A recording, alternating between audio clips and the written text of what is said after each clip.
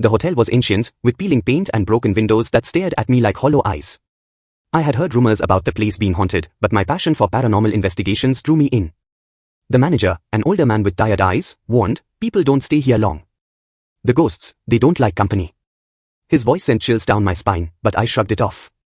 After all, I had dealt with spirits before, or so I thought. That night, I lay in bed, the silence so intense that it felt like the room itself was holding its breath. Just as I was about to drift off, a faint whisper filled the room. "Leave, before it's too late." The voice was cold, carrying a hint of sorrow and menace. I shot up and looked around, but the room was empty. My pulse raced, and I began to wonder if the stories were true. Could Silverlake Hotel really be haunted? The next morning, I asked a maid about the whispering, but she quickly looked away.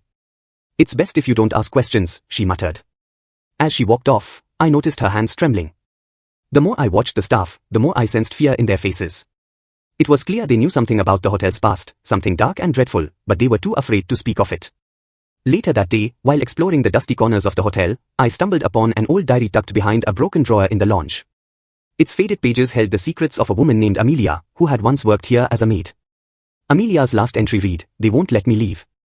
They follow me everywhere. I can feel their eyes on me." Her words were chilling, and I felt an overwhelming dread. It was as if Amelia's spirit was still lingering, trapped in the hotel. That night, I wandered down the dimly lit hallway, hoping to uncover more secrets. Suddenly, I saw a shadow at the end of the corridor. It was a woman dressed in old-fashioned clothing, her face pale and hollow-eyed. As I moved closer, she vanished into thin air. My heart pounded as I realized I had just seen Amelia. Her ghost was still here, restless and seeking something. But what? Each day at Silverlake Hotel grew darker. The once mild whispers in my room turned into eerie laughter and murmurs, as though unseen guests were conversing in hushed tones around me. Doors creaked open on their own, shadows shifted, and I could sense Amelia's presence everywhere. Every corner seemed to hide a ghostly figure watching me, and the oppressive atmosphere was beginning to suffocate me. Desperate for answers, I confronted the manager. With a reluctant sigh, he explained, "The spirits of those who died here remain trapped, bound by tragic fates. Amelia was one of them. She had been wronged, and her soul never found peace." He looked at me with haunted eyes. "They say anyone who tries to stay here too long becomes one of them, another ghost bound to this cursed place." Determined to help Amelia, I returned to the room where I had first seen her shadow.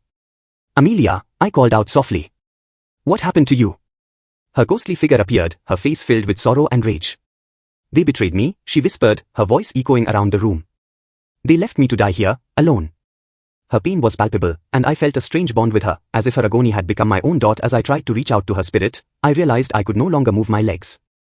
It felt as if an invisible force was holding me in place, refusing to let me go.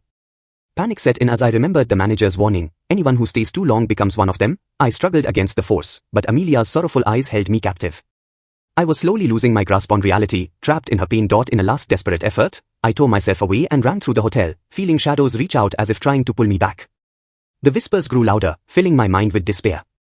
When I finally burst outside, the hotel stood silent behind me, its windows like empty eyes watching me leave. I knew I had escaped, but a part of me felt changed, like I had left a piece of myself behind, bound to Silverlake Hotel forever. The ghosts of Silverlake Hotel would haunt me always, a reminder of the horror I barely survived and the souls still trapped within its walls.